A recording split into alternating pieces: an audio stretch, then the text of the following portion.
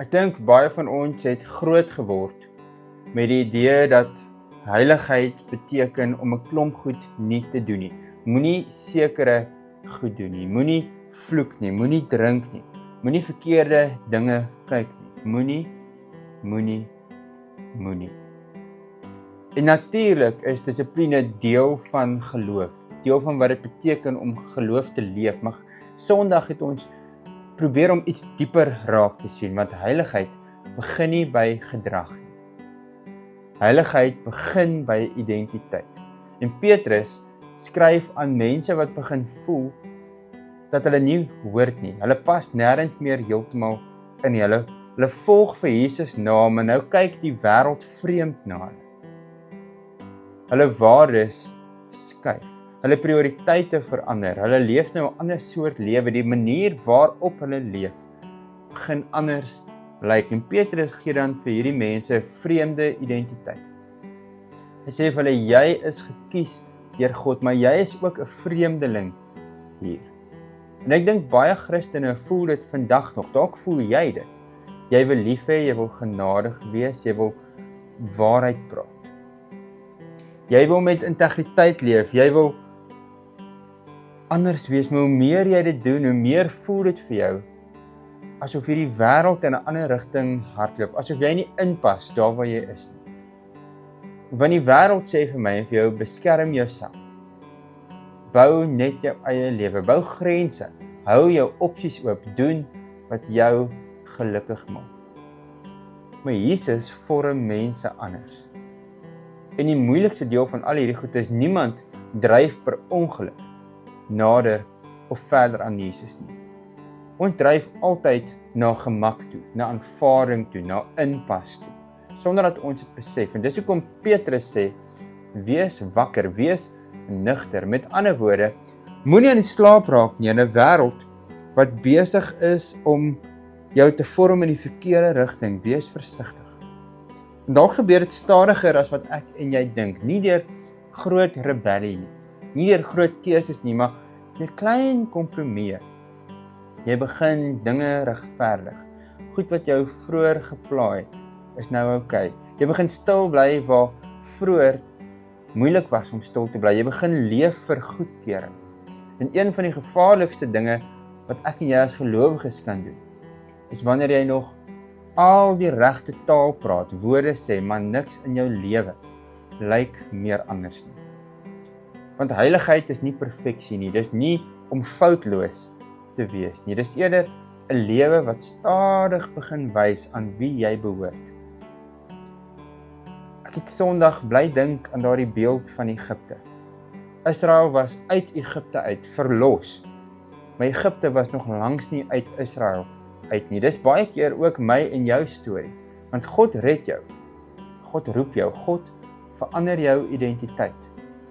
Maar hierdie ou patrone, die ou manier van dink, die ou behoeftes bly terugroep, bly jou terugtrek. En dalk is dit hoekom om as 'n Christen te lewe nie net een groot besluit is nie. Dis 'n daaglikse onthou wie jy is, waarheen jy op pad is. Onthou dat daardie wêreld nie jou finale tuiste is nie. En eerlikwaar, dit maak jou soms vreemd, 'n vreemdeling. Jy vergewe wanneer ander terugbeklei. Jy kies integriteit wanneer alles of almal shortcuts vat. Jy bly sag in 'n harde wêreld. Jy hou vas aan hoop wanneer almal rondom jou sinies raak. En mense verstaan dit nie altyd nie. Die mense wat na jou kyk dink dit is vreemd, maar hulle merk dit op. Want ek dink dit is hoekom geloofwaardigheid so belangrik is. Want mense luister nie eers na dit wat ek en jy sê nie. Mense kyk eers na hoe ek en jy leef. Hulle probeer nie kyk of ons perfek is nie. Hulle kyk of ons eg is.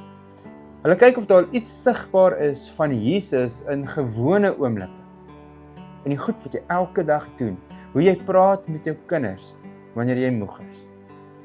Hoe jy reageer wanneer iemand jou teleurstel. Hoe jy optree wanneer niemand kyk nie.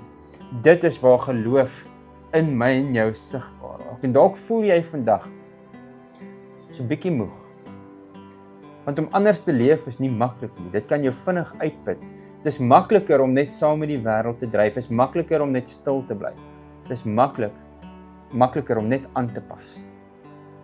Maar dalk moet jy net vandag weer hoor, jy hoef nie terug te gaan na wie jy was nie. God het jou 'n ander mens gemaak. Daardie ou lewe definieer jou nie meer nie. Daardie ou gewoontes is nie meer waarop jou naam geskryf is nie. Daardie ou identiteit is nie jou huis nie. Dis nie wie jy is nie. Jy behoort nou aan God. En heiligheid begin eintlik eers daar. Nie by druk nie, nie by skuld nie, nie by skuldgevoelens nie, maar by nabyheid. Hoe nader jy aan Jesus leef, hoe meer verander jou begeertes. Nie oornag nie, maar stadig.